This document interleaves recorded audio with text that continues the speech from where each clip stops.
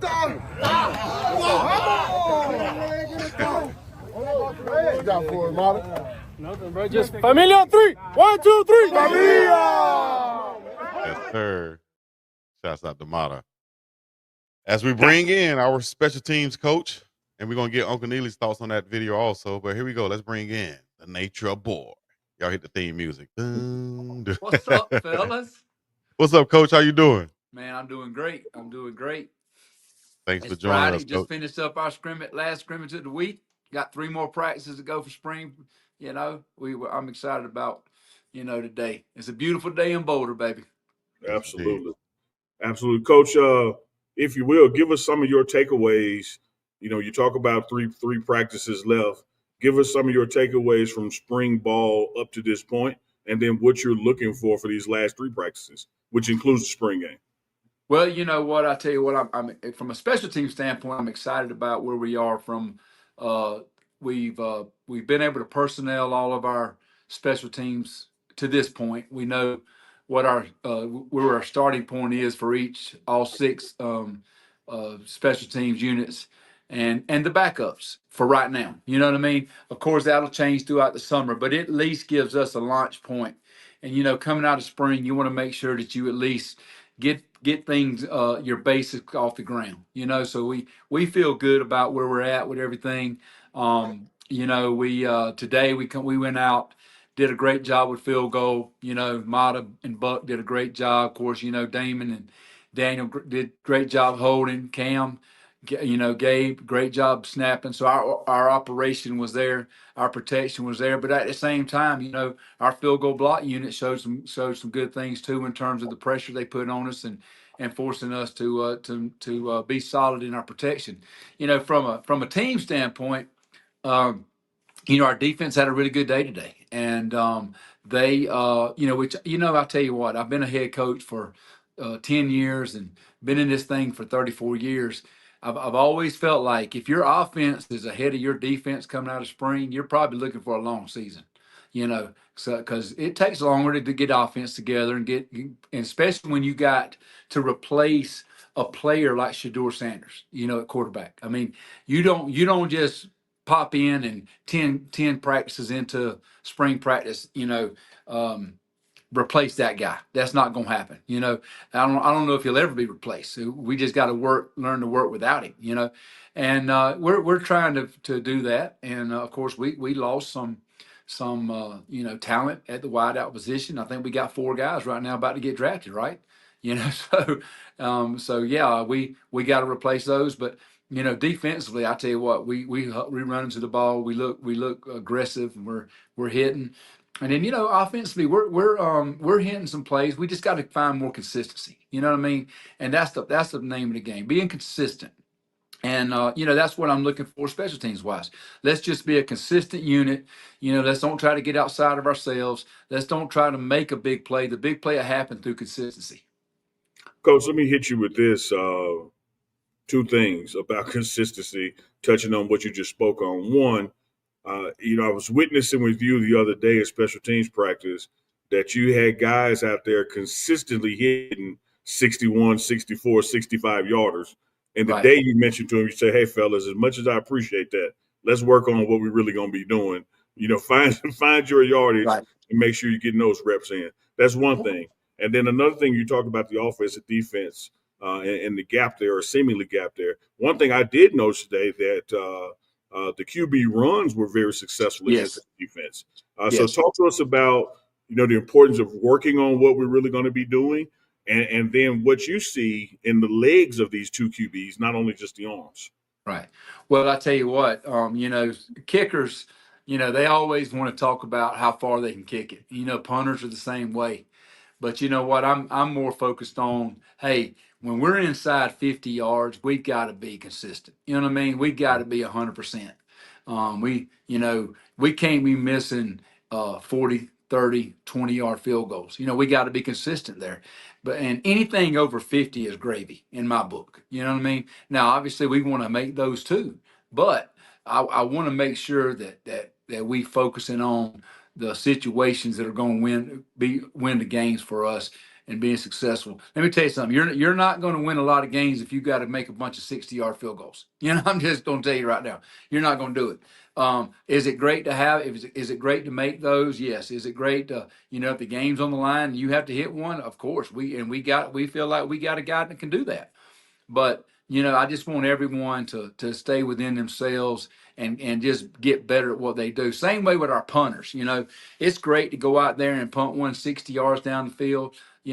But I'm more concerned about how many times can you put it inside the 5-yard line. You know what I mean? How many times can you place the ball in between the numbers and the sideline where we want the ball, so we're not punting the ball down the middle of the field to a great player and having him have a two-way go on a 53-yard wide field for us. You know what I'm saying? So those are the things that we're trying to work on. And in terms of our the offense with the QB runs, I think particularly Salter gives us a great weapon there. He's had over a 1,000-yard rushing season before, and I think he definitely adds an element to the offense that it gives the defense something else to prepare for. As far as Juju goes, I think he's kind of like Shador in the fact that he's not going to rely on his legs to beat you, but his legs can beat you. You know what I mean? And that's just how I think that's just his mentality, how he's come up. He trusts his arm, he trusts his eyes downfield. But now when he has to tuck it and he sees grass, he can do some damage. So that's kind of how I view both of those guys. Yeah. Coach, as a special teams coach, what's your philosophy on trick plays? Well, I think you got to have some in your bag. You got to be ready. You never can tell when you're going to need them. Never can tell when an opportunity is going to present itself. So I think you got to have something in your bag, week in and week out, in your special teams units, that if you see the other team, not doing something sound, that you can take advantage of it. And plus another thing too, I think you help yourself down the line if every once in a while you'll just show a little gadget. That gives the other teams down the line something to prepare for, gives them something to think about. And if they're worrying about a gadget play, then that means they're spending less time practicing against what you actually going to do. So that's kind of how I look at that too. Nice. And when you're scouting other teams, their special teams unit, what are some of the things you're looking at to try to take advantage of? Well, we're looking at their alignments. How do they line up? Are they giving you anything by their alignment? Is there something that we can take advantage of? Particularly when you're looking at our punt team versus their punt return team. Are they lining up in a way that's giving us a fake? Same way with field goal. If their defense on field goal block is lining up, leaving a gap open, giving us an opportunity to make a play, we can take advantage of something like that. And then also like their punt coverage and their kickoff coverage. Is there a player in there on their coverage that doesn't stay in his lane? Is there someone you could take advantage of with a trick play and maybe get him out of his lane and give your guy seam? So we look at every possible thing there. And we definitely want to have something. If Coach Primes says, Coach, hey, do we have a fake? We definitely want to have something that he can go to if he needs it. Yeah. Coach King David Cartel says, "Woo! Good hair, skin care, polar bear, Coach P and 5." There you go, baby. There you go. Hey, I'm gonna have to start marketing a shampoo, man. I got to start marketing my shampoo and hair gel. Yep. You do. Get it on the TikTok shop. I love it. You also had a question. I missed it, Chico. I'm trying to fall back to it. Someone asked, said that they missed the whistle, and it's a great show, and they're looking forward to the next episode. There it is. Oh, yeah. We got another episode coming. We got another episode coming up. Whistle with Coach Hart. Shout both of you guys, man. Happy birthday, first of all. Happy birthday, both of you guys. Y'all just had a birthday, man. Turning 30 years old again. Let me tell you something, Chico, and to the audience out there that loves the whistle. One thing I love about the whistle and Coach Pollock and Coach Hart now, they've been buddy, but there's a little adversary in the air because Coach Pollock also coaches the running backs and Coach Hart coaches the linebackers. And I see them looking at each other every now and then with a wink, I think It might We might have be. a little fun with it. We have some fun. Got to, because they going one-on-one at practice That's right. That's constantly. right. Yeah. Yes, indeed. Whether it's pass blocking or going out on routes. Yep. Yes, indeed. All right. Coach, I was going to ask one other special teams question about how much time each practice do you guys spend on special teams? Well, I tell you what, I get my specialists, my snappers, kickers, and holders out 30 minutes before everybody else gets on the field. Because that way we got the entire field for 30 minutes to work on the things that I want to work on. And, we get them warmed up. And, we work on some things that you can't really work on while the other guys are on the field, using the field as much, especially when we're out there on Franklin or in the IPF. Now, if we're down on the three lower fields, we got a little bit more room to do some things. But we get out there and, we work, punting inside the 5 yard line every day starting off. We work our short snaps, we work our punt snaps and our punt protection. And then also one thing that I always end up, once they get good and warm and kind of go through their routine, I always get my kickers to work on their own side kicks. Yes.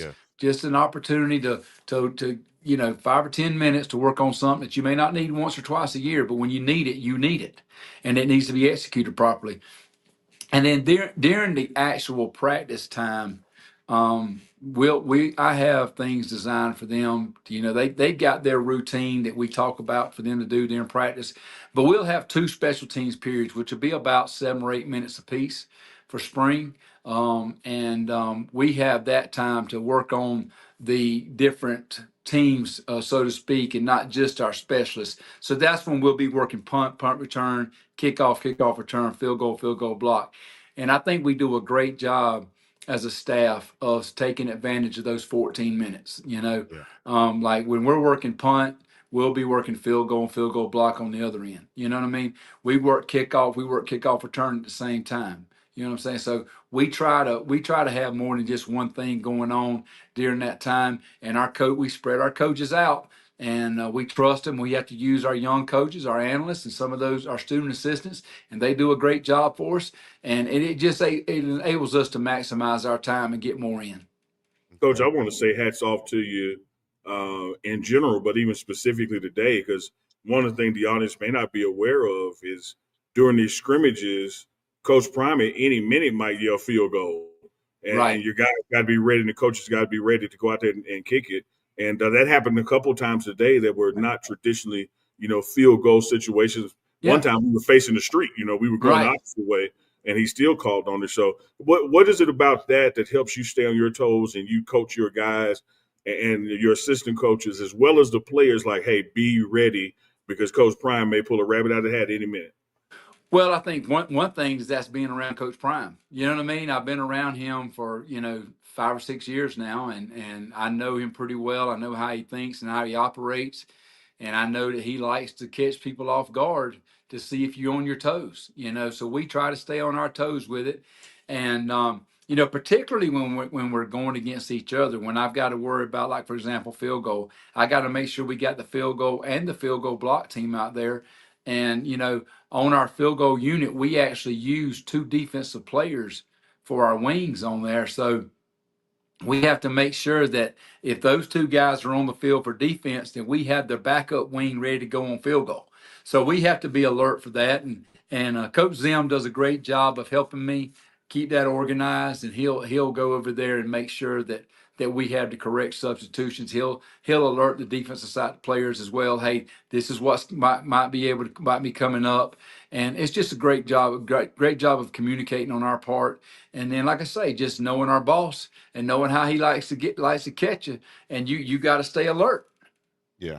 Got to stay alert. Hey, shout out to everybody who's watching us live right now on the morning run. If you're just joining us, we got Coach Michael Pollock, greatest hair in all of college football, talking special teams. Big dog Chico. Deuce the Scoop was on earlier. He might jump back on with us. Chico, what you got? Couple of things. First off, somebody in the chat mentioned what we mentioned last night, and that is, I'm sorry, Coach Hilo might give you a run for your money. Oh, okay. Hey, No, listen, I'm gonna tell you right now. Listen, let me let me lay this to rest, okay? That's like comparing Buddy Landell to Ric Flair. Okay, Yes, I mean, he ain't lying. listen. Hey, uh, our boy at Oklahoma State got defeated last year, and if I whip him, then I know everybody else is I mean, that's just like Saturday night TBS Georgia Championship Wrestling. That's just jobbers. You know what I mean? That's just getting the jobbers out the way. 10-minute time limit. Come on, what are we talking about here? I Oh, you mean, got a 10 Yeah, minute time 10 limit. minute time limit, falls count anywhere in the Omni. I Yeah. know, right? The Omni in Atlanta, baby. Oh man. All right, last question, serious question. Back to special teams. A couple of years ago, this time during the spring, we saw special teams have problems. Saw a couple of field goals, even PAT get blocked. And that's usually when we only see Mata miss field goals inside the 40 if they're going to get blocked. Right. And I played that wing position on field goal protection or max protecting the field goal attempts and PATs and all this stuff.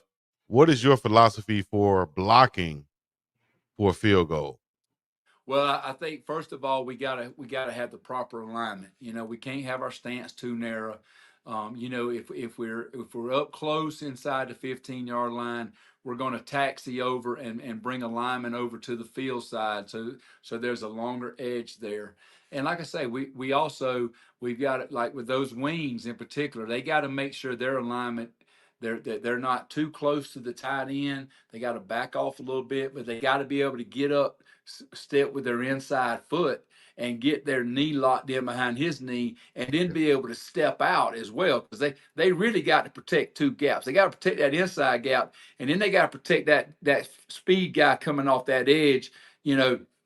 We actually got one tipped earlier this week because we had not aligned properly. We had lined up too tight, and we weren't able to reach out there. DJ McKinney did a heck of a job, and he tipped it, but Mata still made it. So Mm-hmm. it was it was a good learning tool for us, and it was something that we definitely focused on this morning during our special teams meeting. Yeah. Yeah, Coach, That I want outside to guy. highlight that if I can. Again, another hats off to you. To pull up that film, and shout out to Campo and the film crew, to be able to pull up that film and show that player where his step was just a little too far in and should be on the inside, the outside, if you will, Right. of the guy next to him, and how that 6 inches would have made the difference. Yeah. Keeping DJ from making that play. I thought that was a very, succinct moment to be able to show a guy on film like, hey, just think if you were where we say be, that doesn't happen. Right. That's Yeah. right. And he fixed that. And really and truly, that was the situation that we had taxied over late, because we didn't call taxi to begin with. We were on like the 10-yard line. And like I say, when we taxi over, that's when we bring a fourth lineman over. So we'll have a 4-by-2 look. Mm-hmm. And it's really a 5-by-3 because when you count the wing. And when they moved, the wing didn't move with them. You know what I'm saying? He kind of stayed tucked in where he was at. And so that we learned a lesson from that, and then we great job. Our cameramen were on top of that, and we were able to pick that little small detail up, and correct that issue right away. Yeah. Coach, we're gonna let you go, but I got to give you one last comment before you get out of here. Again, from King David Cartel, he says to you, Hilo, Bilo, no go, still, Coach P and 5. That's my guy. Hilo, Bilo, no go. Appreciate you, Coach Pollock, for Thanks, joining us guys. once Appreciate again, it. man. Yes, We sir. Y'all have a great appreciate your time. weekend, man. Enjoy your great weekend. See you guys. Yes, Yes, sir. indeed. That was Coach Michael Pollock as we reached the 50-minute mark in the morning run. Big dog Chico, yours truly, Uncle Neely. Ain't no damn telling what's going to happen these last 10 minutes now because Oh, Lord.